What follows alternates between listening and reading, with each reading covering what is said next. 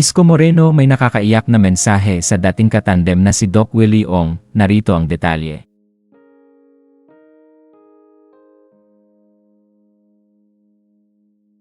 Nanawagan si dating Manila Mayor Isko Moreno sa publiko na ipagdasal ang pagganda ng kalusugan at mabilis na paggaling ni Doc Willie Ong na tinamaan ng cancer.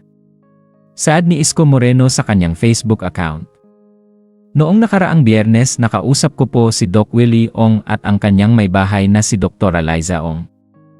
At ipinaalam nila sa akin ang kalagayan ng kalusugan ng ating kaibigan at minamahal na doktor ng bayan. Lubos akong nalungkot noong nalaman ko ang kanyang sitwasyon and at the same time hoping for his quick recovery.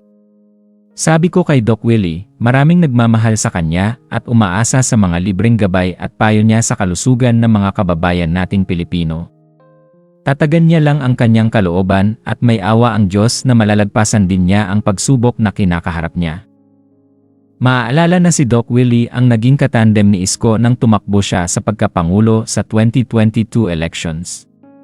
Matatandaan na noong Sabado, September 14 ay isiniwalat ni Doc Willie na mayroon siyang sarcoma cancer at posibleng ang dahilan umano nito ay stress at sama ng loob dulot ng mga pambabash sa kanya nang tumakbo sa vice presidential race noong 2022 elections.